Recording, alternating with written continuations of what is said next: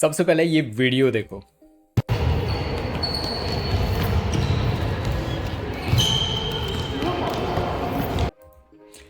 कुछ चीज़ें ये पूरा का पूरा डाइसेक्ट करते हैं। 3 पार्ट्स में ये पूरा वीडियो पूरा डिवाइडेड होगा। पहला पार्ट है जहाँ पे मैं ये डिस्कस करूँगा कि कोर्ट में स्पीड कैसे बढ़ाई जाए विदाउट मतलब रैकेट के बिना भी आप ये चीज़ कर सकते हो।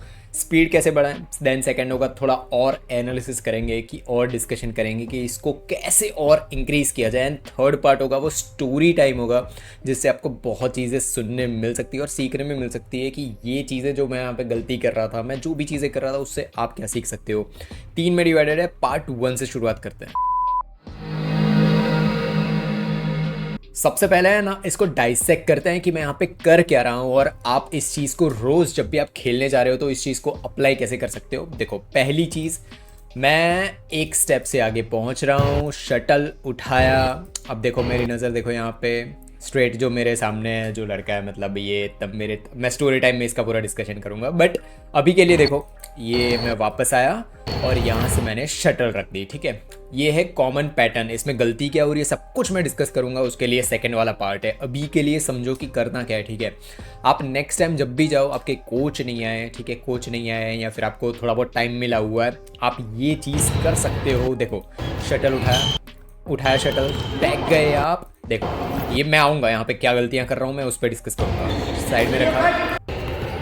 देखो ये सेम चीज़ है ना, ये सेम चीज़ आप यहाँ पे शटल मैंने फोर हैंड में रखे हुए हैं, यही शटल को आप वहाँ पे जो बैक हैंड दिख रहा है ना, जहाँ पे वो लड़का रख रहा है मेरा जो अपोनेंट में जो बैठा कर रहा है, सामने भी कर रहा है, वो उसी जगह पे आप बैक हैंड में भी रख सकते हो। सेम चीज़ कर सकते हो। लंजेस इसमें हेल्प होते हैं। अब इसको थोड़ा बहुत डाइसेक्ट करते हैं। पहली चीज़ में क्या कर रहा हूँ, देखो यहाँ पे जो बैंड हो रहा हूँ मैं, आपको दिख रहा है यहाँ पे बैंड होके शटल को जब भी टच कर रहा हूँ। अब जस्ट एक बार सोचो कि आपके हाथ में रैकेट भी है। आपको जब भी मैंने वो एक वीडियो बनाया था जिसमें मैंने डिस्कशन किया था कि कैसे आप अपने हैंड को एक्सटेंड करते हो, ठीक है, हैंड को ऐसे एक्सटेंड करके आगे पहुंचते हो, यही चीज़ मैं यहाँ तक पहुँच रहा हूँ। आपको इतने दूर जाने की ज़रूरत भी नहीं पड़ेगी अगर फुटवर्क आपका बढ़िया रहा, जैसे मैंने स्टेप्स लिए ना। देखो मैं वहाँ पे एकदम कोने तक आपको दिख रहा होगा। तभी मैं डिस्कस करता हूँ जब एक टॉलर प्लेयर होता है ना, वो आराम से, जैसे मेरे स्टेप है ना, इसके आसपास तक पहुँच सकता है एक स्टेप में।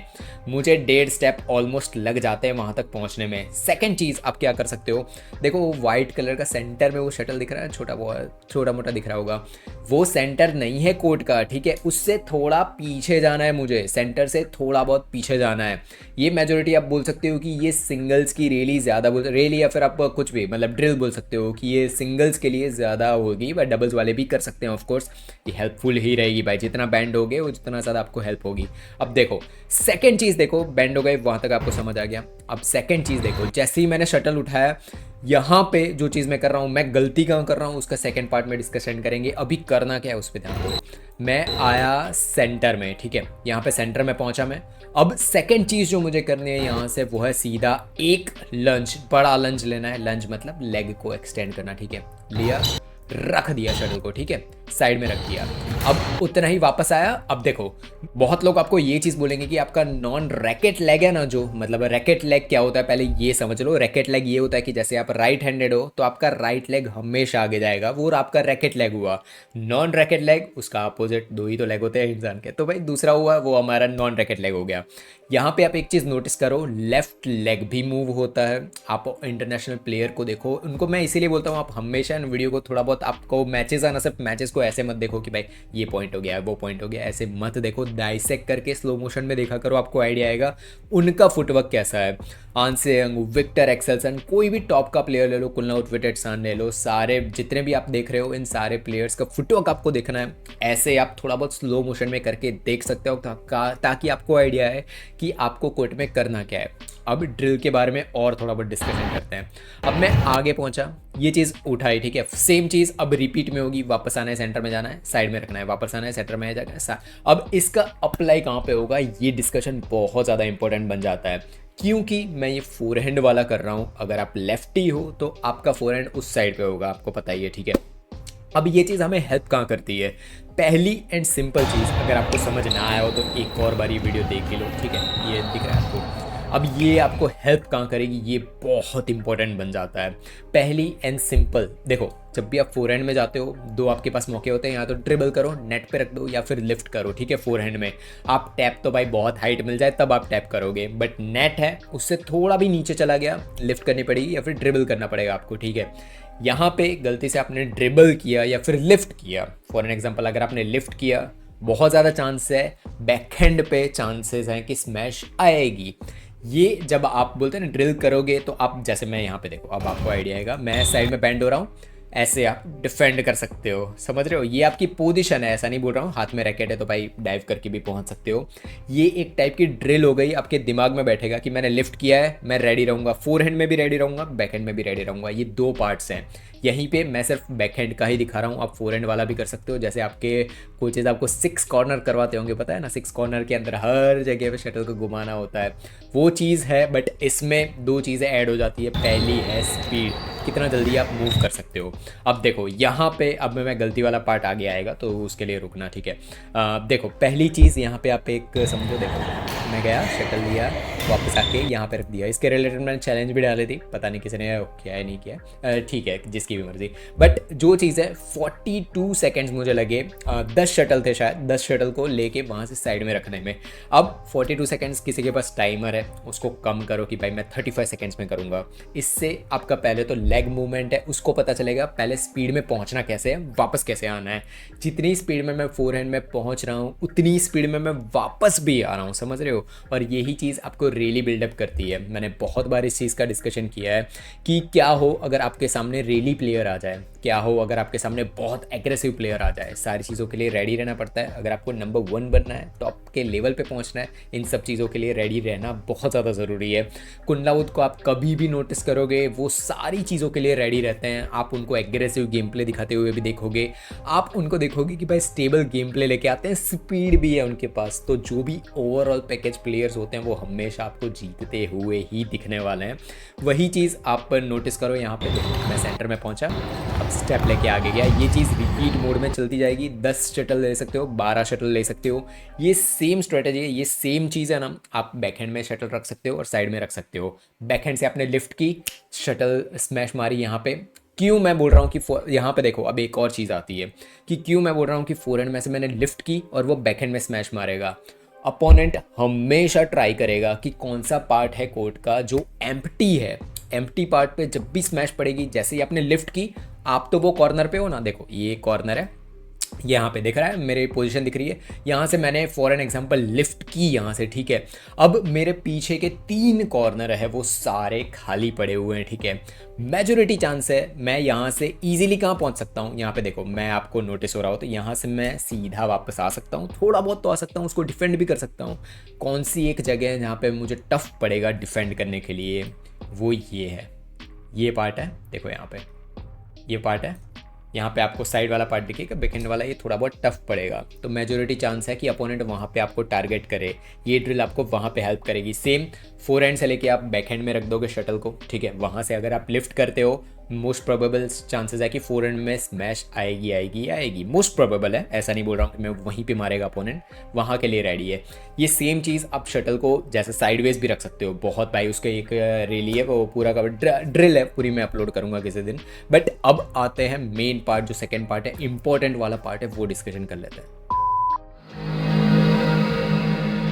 तो पार्ट 2 में वो गलतियां हैं जो गलतियां आपको बिल्कुल भी नहीं करनी है अगर आपको स्पीड बढ़ानी है। तो पहली चीज़ मैंने जो क्लियर बता दी कि 42 सेकंड में मैंने 10 शटल 42 सेकंड्स के अंदर 10 शटल आगे से लेके साइड में रख दिए। अब मुझे स्पीड इंक्रीज करनी है खुद की, ठीक है। तो मैं या तो शटल बढ़ाऊंगा तो थकने भी वाला हूँ मैं, ठीक है। 12 शटल्स लो, बहुत बढ़िया चीज़ है, 12 शटल्स के साथ करोगे बेस्ट रहेगा। 10 शटल है, आप बढ़ा भी सकते हो। 42 सेकेंड्स के अंदर मैंने 10 शटल साइड में रखे, अब उसी को मुझे टाइम को कम करते जाना है, 35 पे लेके आना है, 34 पे लेके आना है। बहुत प्लेयर्स होंगे इंटरनेशनल प्लेयर को अगर ये ड्रिल करवाओ तो भाई वो 30 सेकंड्स में भी कर दे, भाई इतनी स्पीड उनके पास हो, वो कर सकते हैं ये सारी चीज़ें।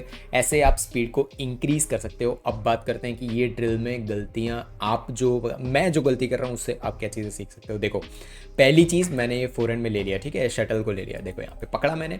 अब दूसरी चीज़, मैं शटल को लेने के बाद है ना, देखो ये मेरी अपर बॉडी दिख रही है, अपर बॉडी को नोटिस करो। अब देखो यहाँ पे अब मैं रनिंग करते हुए पीछे आ रहा हूँ, ऐसा ही होना चाहिए। मैं यहाँ पे गलत कहाँ हूँ, आप देखो मेरा फोकस कहाँ पे जा रहा है, मेरा फोकस होना चाहिए अपोनेंट पे, ठीक है। भले अपोनेंट वहाँ पे नहीं है, मेरा फोकस कहाँ होना चाहिए, अपोनेंट पे होना चाहिए, बट मेरा फोकस कहाँ है, सेंटर में जाने पे फोकस है। देखो यार, जब भी एक चीज़ नोटिस करो, आप हमेशा अपनी गेम को रिकॉर्ड किया करो ताकि आपको आइडिया है कि आप गलती क्या कर रहे हो। हमेशा जब भी आपको पीछे देखने की नौबत पड़े या फिर साइड में देखने की नौबत आ जाए ना, मतलब रियली फिनिश है, अपोनेंट मार के फिनिश कर देगा। यही चीज़ यहाँ पे भी हो रही है, मेरे साइडवेज देख रहा हूँ, ठीक है। मैं सेंटर में जाने के लिए सोच रहा हूँ कि भाई सेंटर अच्छा पहुँचूँ। अब देखो जैसे ही मैं सेंटर में पहुँच रहा हूँ, देखो यहाँ पे अब मेरा ध्यान सीधा जा चुका है साइड लाइन्स पे, ठीक है। यहाँ तक एकदम परफेक्ट है, ये साइड में मैंने जैसे ही रखा ये एकदम परफेक्ट है। यहाँ पे यहाँ से मैं देखो सेंटर में पहुँचा, मैं मेरा फोकस टोटली जा रहा है शटल को वहाँ से लेके आने में, जबकि फोकस कहाँ होना चाहिए, अपोनेंट पे होना चाहिए और फुटवर्क पे होना चाहिए। अब देखो यहाँ से अब मैं मेरा नॉन रैकेट लेग देखो, ये फुटवर्क एकदम परफेक्ट, आप बोल सकते हो नॉन रैकेट लेग भी आपका आगे जाता है जब बहुत फास्ट मूव करना हो, जाएगा ऐसा नहीं होता है कि सिर्फ राइट लेग ही जाए आपका, मतलब जो रैकेट लेग है वो ही आगे जाए। अब पहुँचे आप वहाँ पे, देखो अब उठाया मैंने, ये कितना कैजुअल उठाया मैंने। अब देखो यहाँ पे सेम गलती, यहाँ पे तो 2-3 स्टेप ले लूँगा मैं, ठीक है। यहाँ पे मैंने स्पीड को कम हुई ऑफ कोर्स बाय शटल, अब धीरे धीरे स्पीड यहाँ पे कम हुई। यही है, यही मेरी फुटवर्क की गलती है, ये सबसे बड़ी गलती मेरे फुटवर्क की है। यहाँ पे परफेक्ट है, सेंटर में पहुँचा।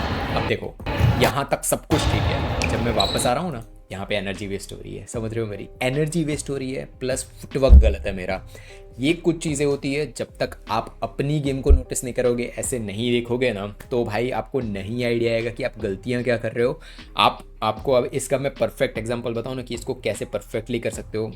आगे गया मैं, शटल उठाया, अभी भी ध्यान मेरा परफेक्ट अपोनेंट पे ही है, स्टेप लिया, प्रॉपर फुटवर्क स्टेप पे लिया, सेंटर में आया, साइड में शटल रखा। ये चीज़ पहले तो मेरी एनर्जी बचाएगी और जल्दी मैं कर सकता हूँ इस चीज़ को, और एनर्जी जितनी ज़्यादा आपकी बची रहेगी उतना ही बेटर है। दूसरी एक चीज़ आपको दिखाता हूँ, शटल रखने के बाद देखो आपको अब साइड में भी थोड़ा बहुत नोटिस होगा, साइड लाइन वाला है ना, वहाँ पे भी मेरी बॉडी, अपर बॉडी दिख रही है आपको, अपर बॉडी पे एक बार जस्ट नोटिस करो मेरी, भाई अनस्टेबल बोलूँगा मैं इस अपर बॉडी को, अनस्टेबल, कंप्लीटली अनस्टेबल। अभी भाई गलती से भी मैंने इसको डिफेंड भी कर लिया, पर अपोनेंट नेट पे होगा ना, तो जिस फॉलो थ्रू के बारे में मैं हमेशा डिस्कस करता हूँ यही होगा।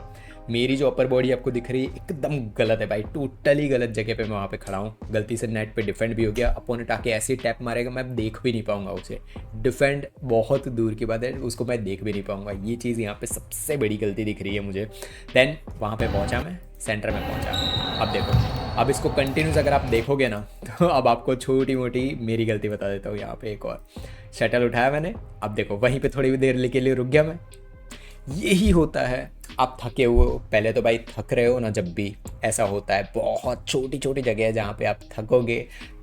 देन सेकंड चीज़ आपके साथ जो होगी वो है आपकी स्पीड कम होगी। कभी एंथोनी गिंटिंग को खेलते हुए देखा है भाई, फुल ऑन स्पीड में, उनकी प्राइम गेम प्ले अराउंड 22, 23, 21 देखो, प्राइम एंथोनी गिंटिंग, भाई उनके जैसी स्पीड अब तक बैडमिंटन में बहुत कम प्लेयर्स की हैं। ऑफ कोर्स हैं भाई, बहुत ज़्यादा प्लेयर्स हैं, बट एंथोनी गिंटिंग में अभी भी स्पीड में किंग मानता हूँ उनको कभी भी कोर्ट में खेलते हुए आप जब भी देखोगे आपको आइडिया आएगा, भाई इतनी स्पीड में मूव करेंगे विथ एनर्जी।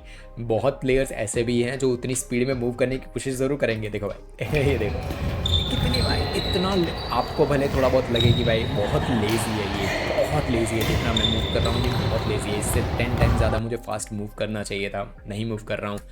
2 रीज़न्स क्यों मैं मूव नहीं कर रहा हूँ। पहला, बहुत ज़्यादा थक गया हूँ भाई, एनर्जी लगी पड़ी है मेरी, ठीक है। ये चीज़ आपको जब भी सिंगल्स खेलोगे लग जाएगी, ऐसी एनर्जी नहीं चाहिए आपको, जो मैं एनर्जी दिखा रहा हूँ ऐसी नहीं चाहिए। 42 सेकेंड्स बहुत ज़्यादा हो जाते हैं, 25 लेके आओ, 23 के आसपास लेके आओ, ये चीज़ आपका टारगेट होना चाहिए अगर ये ही कर रहे हो 10 शटल्स के साथ, ठीक है। तो भाई कोई भी टॉप के प्लेयर्स को भी देखो, उनकी भी ये ड्रिल्स और सब कुछ देखोगे आपको आइडिया आएगा, बहुत कम सेकेंड्स में मूव करते हैं वो लोग, ठीक है। एक्सप्लोसिव भाई, कितना लेजी मूव कर रहा हूँ मैं यहाँ पे, आपको आइडिया रहा है, बहुत ही लेजी हूँ मैं यहाँ पे। मेरे एनालिसिस पॉइंट ऑफ व्यू से अगर मैं इस चीज़ को देखूँ, मैं भाई 10 में से मैं 3 दूंगा मेरे इस फुटवर्क को, ठीक है। 10 में से 3 फुटवर्क दूंगा, बहुत गंदा फुटवर्क है। सेकेंड चीज़ भाई, मैं थक रहा हूँ बहुत ज़्यादा, थकना is not an option in badminton भाई, बहुत फास्ट गेम प्ले है, ठीक है। अगर आपने बैडमिंटन चूज़ किया है, आप ये चीज़ समझ लो क्लियरली, यहाँ पे खोपड़ी में डाल दो कि स्पीड बनानी पड़ेगी। दिस इज़ फास्टेस्ट गेम भाई। फास्टेस्ट गेम के अंदर अगर आप लेज़ी गेम प्ले दिखाओगे, लेज़ी फुटवर्क दिखाओगे, तो मेरे जैसे ये फुटवर्क आपको दिख रहा है, बहुत चीज़ें लर्निंग वाली यहाँ पे आपको मिलेगी। देन ये देखो, अब लास्ट यही चल रहा है भाई। मैं जितना भी स्पीड में घूमने की कोशिश करूँ, जितना भी करूँ, ये ठीक है भाई। अब मैं उस तरीके से, मुझे तब लग रहा था वो भाई ठीक ही है, मेरे लिए तब के लिए ठीक था, बट अभी एनालिसिस पॉइंट ऑफ व्यू से देखूँ तो बहुत ही बेकार है ये। ठीक है, मेरी एनर्जी वेस्ट हो रही है, सारी चीज़ें हो रही है। मुझे पार्ट 3 में प्रॉपर इसके स्टोरी लाइन्स और क्या इसका इंपॉर्टेंस था ना, वो मैं डिस्कस करता हूँ। सो ये पार्ट 3 वाला है ना, ये प्रॉपरली उन लोगों के लिए डिस्कशन है जो बैडमिंटन को प्रॉपर देखना चाहते हैं, जिनको थोड़ी बहुत स्टोरी टाइम पसंद है कि भाई किसी से सीखनी चीज़ें कि कौन गलती कर रहा है क्या नहीं, वो उन्हीं के लिए। तो आपका जितना भी स्पीड वाला और जिन लोगों को देखना था वो भाई उनके लिए वीडियो ये यहाँ पे ख़त्म हो जाती है। अब मैं सिर्फ मेरे जो बैडमिंटन लवर्स हैं उन्हीं से डिस्कशन करूँगा। पहली चीज़, ये जो वाला पार्ट है ना, ये तो इसके अंदर मैंने ऑलमोस्ट प्रोफेशनल बैडमिंटन छोड़ दिया था। ठीक है, ये वो वाला पार्ट है कि मैं उनको सब ओपोनेंट है ना, ओपोनेंट भाई मेरे बच्चा बोल रहा हूँ मतलब मैं उनको सिखाता भी था। ठीक है, अब उनको भी सिखाता था, और भी प्लेयर्स थे। ये कोचिंग के बाद का टाइम है, तो मैं कोचिंग करवा देता था 2-2.5 घंटे जितना भी होता था। उसके बाद जो टाइम बचे उसके अंदर ऐसी ड्रिल विल कुछ कर लेता था मैं। एज एन प्रोफेशनल बैडमिंटन मैंने छोड़ दी थी ये चीज़, तो आदत चली गई थी। बट मैं इसको कम्प्लीटली एक्सक्यूज़ ही मानूंगा, मेरा मैं एक्सक्यूज़ ही दे रहा था खुद को। ठीक है, मैं तब भी ट्रेन कर सकता था, तब भी वो चीज़ कर सकता था। बट जो बोलते हैं ना कि यहाँ पे अगर आपने स्टोर कर लिए चीज़ कि अब आप नहीं जाने वाले हो आगे, तो भाई उतनी मेहनत का भी मतलब नहीं है, बट वो होता है। ठीक है, तो अब स्टोरी टाइम में ऐसी चीज़ है कि ये 42 सेकेंड्स है ना, जब मैं as an professional badminton player था ना, तब की अगर मैं डिस्कशन करूँ ना, तो उसके अंदर मैं 42 को 35 ला सकता था। मैं लिख के देता हूँ, ये तो कोचिंग वाला टाइम है, जब मैं कोचिंग करवाता था, खुद करवाता है। ठीक है, मैं ला सकता था वहाँ तक, वो चीज़ लेके आ सकता था। बट चीज़ क्या है पता है कि राइट गाइडेंस बहुत ज़्यादा ज़रूरी होता है। कौन सी चीज़ें कहाँ पे अप्लाई होती है ना, ये मेरा analysis point of view last 2-3 साल से बना है। ठीक है, ये एनालिसिस पॉइंट ऑफ व्यू मेरा तब होता ना, तो मैं खुद को ये चीज़ समझाता कि भाई देख, ये ड्रिल जो तू कर रहा है, ये ड्रिल कहाँ पे अप्लाई होने वाली है, कहाँ पे यूज़ होने वाली है, मैं खुद को वैसे चीज़ समझाता। बट कोई गाइडेंस देने वाला ना, फिर सिखाने वाला ना हो, तब यही होता है। यहाँ पे मैं क्या गलतियाँ कर रहा हूँ मुझे कोई भी बताने वाला नहीं था। ठीक है, जब मैं as a professional badminton player था, कोचेज़ होते हैं, बट देखो यार, एक कोचेज़ की भी चीज़ होती है ना। मैंने बोला ना, एक एग्जांपल आपको दिया था ना कि भाई एक सर्टिफाइड कोच थे, ठीक है, दूसरे स्टेट के थे। वो सर्टिफाइड कोच बोलते थे कि भाई बैकहैंड खेलो ही मत। ठीक है, खेलो ही मत। जस्ट इमेजिन, एक सर्टिफाइड कोच बोल रहा है बैकहैंड खेलो ही मत, तो भाई क्या ही एक्सपेक्ट कर सकते हो। तो वही चीज़ है, राइट गाइडेंस मिलना बहुत ज़्यादा ज़रूरी होता है कि जो आपकी छोटी छोटी चीज़ें हैं ना, वहाँ पे भी आपको पॉइंट आउट करे कि देखिए यहाँ पे गलती कर रहा है। अब ये फुटवर्क इतने टाइम बाद मैं खुद को देख रहा हूँ ना, as an analysis point of view से, तो हज़ारों गलतियाँ मैं निकाल सकता हूँ यहाँ से कि भाई देख, मैं ये गलती कर रहा हूँ। और यही चीज़ को जब आप कोर्ट में जाओ, तो आप अपने वीडियो ऐसे रिकॉर्ड कर सकते हो, साइड में कहीं पे मम्मी पापा को बोल दो, किसी को भी बोल दो, वो रिकॉर्ड करेंगे। देखो, घर पे जाओ, एनालिसिस करो कि भाई अच्छा, यहाँ पे मैं स्लो पढ़ रहा हूँ, ये वाला पार्ट मुझे फास्ट करना पड़ेगा।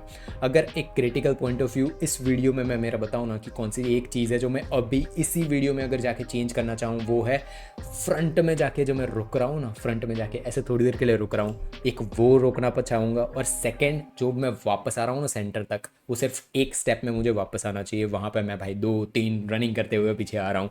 ये दो चीज़ें चेंज हो जाए, मेरा 42 सेकंड्स का टाइमिंग है, वो मैं 35 to 30 के आसपास ला सकता हूँ, अभी भी ला सकता, मतलब अभी भी नहीं। अगर वो ये वाला जो प्लेयर जब मैं खेलता था, मतलब ये कोच था, तब को अगर मैं बताना चाहूँ तो वो है। बट तब ये एनालिसिस पॉइंट ऑफ व्यू अभी मेरा हुआ नहीं था, चेंज नहीं हुआ था, तब वो माइंड सेट था ही नहीं मेरा कि भाई अच्छा ये भी चीज़ें हो सकती है। तब भाई राइट गाइडेंस मिलना कितना ज़्यादा इंपॉर्टेंट होता है ना, ये इस वीडियो में ये मैं बताने की कोशिश कर रहा हूँ। ये परफेक्ट एग्जांपल है उस चीज़ का।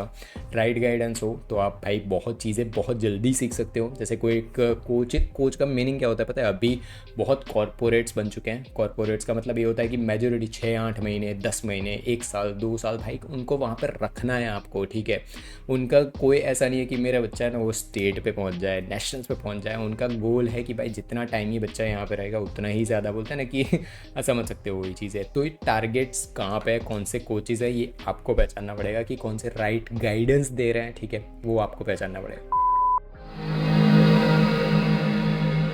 एक और बार थोड़ा बहुत ये वीडियो देख लो, फिर 3 लर्निंग्स ये वीडियो के रिलेटेड देनी है जो इंपॉर्टेंट, जो बैडमिंटन लवर्स है सिर्फ उन्हीं के लिए।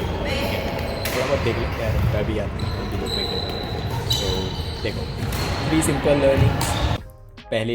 पहली है और सिंपल लर्निंग है इस वीडियो से अगर आपको सीखने मिली हो, वो है कि भाई खुद की गेम को एनालाइज करना सीखो। आपके कोचेस कुछ बताए या फिर कुछ भी बताए, खुद उसको एनालिसिस करना शुरू करो। ये पहली लर्निंग है। दूसरी चीज़, जब भी आपको लगे कि यहाँ पे मैं गलती कर रहा हूँ, अपने ईगो को थोड़ा बहुत साइड पे रखो कि हाँ यहाँ पे मैं गलती कर रहा हूँ, चेंज करो उस चीज़ को। एग्जाम्पल भाई, अगर आप बोलते हो ना कि कौन ही सिखाएगा, यार प्लीज़ मैं 10 बार बता चुका हूँ कि टॉप के प्लेयर्स के मैचेस हैं, वो जाके देखो, ऐसे स्लो मोशन कर दो उनको, एकदम धीरे धीरे धीरे धीरे करके देखो, आपको आइडिया आएगा। अच्छा कुनलाउत ने ऐसे फुटवर्क लिया है, आंसियंग ने ऐसे फुटवर्क लिया है। बहुत कुछ चीज़ें ऐसे सीख सकते हो, ठीक है। ऐसे ही मैंने भी मेरा एनालिसिस पॉइंट ऑफ व्यू बनाया, ऐसे ही सीखी है चीज़ें। यही मुझे तब आता होता तो बहुत अलग गेम होती मेरी। तो ये सेकंड चीज़ थी। तीसरी चीज़, फुटवर्क बहुत ज़्यादा इंपॉर्टेंट है। मैं बोलूँगा बेस है, कोई बिल्डिंग होती है ना, ठीक है, बिल्डिंग का बेस अगर टूटा हुआ हो तो भाई ऊपर कितना भी सजा लो वो टूटने वाली है एक दिन। तो वही चीज़ है, फुटवर्क बेस है, उस पर ध्यान दो। जब मैं वापस आ रहा हूँ ना, देखो यहाँ पे वापस आ रहा हूँ, ये गलती है मेरी। आप देखो, एक साइड जाना है, फ्रंट जाना है, वापस आना है, साइड जाना है, फ्रंट जाना है, वापस आना है। ये 3 पार्ट है ना, उसमें से एक पार्ट मैं टोटली गलत कर रहा हूँ, ठीक है। टोटली गलत इन द सेंस भाई वहाँ पे मैं टाइम वेस्ट कर रहा हूँ। थोड़ा भी टाइम वेस्ट हुआ इन बैडमिंटन, ख़त्म, वहीं पे ख़त्म। अपोनेंट स्मैश मारेगा, टैप मारेगा, कुछ भी मारेगा, ख़त्म है, वहीं पे पॉइंट। ये कुछ चीज़ें हैं जो सीखनी ज़रूरी है। तो आपके कोई भी क्वेश्चन एंड क्वेरीज है इस ड्रिल के रिलेटेड, कमेंट बॉक्स में बता दो, मैं उसका रिप्लाई आपको ज़रूर करूँगा। क्वेश्चन इस ड्रिल के रिलेटेड बताते रहना कि भाई ये मुझे समझ नहीं आया, इसको मैं कैसे चेंज कर सकता हूँ, सारी चीज़ें कमेंट बॉक्स में बताओ। उसका एनालिसिस कमेंट में भी करते हैं, और कुछ चीज़ समझ ना आई हो वो भी लिख दो। तो मिलेंगे नेक्स्ट वीडियो में, तब तक के लिए बाय बाय, जय हिंद एंड वंदे। मैंने मेरी खुद की ही गेम को डिस्ट्रॉय कर रखा है, जैसे इस वीडियो में मैंने पूरे फुटवर्क को डिस्ट्रॉय किया, वैसे इस वीडियो को जाके देखो, अब बहुत चीज़ें उसमें से भी लर्न कर सकते हो।